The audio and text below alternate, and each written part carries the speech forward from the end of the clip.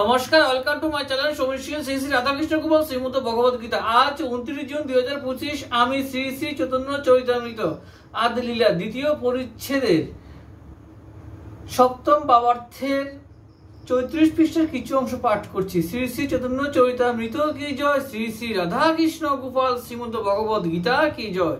রাধে কৃষ্ণ রাধে কৃষ্ণ রাধে কৃষ্ণ। মাটিতে ঘট তৈরি হয়, সুতরাং পৃথিবী ঘটের উপাদান কারণ।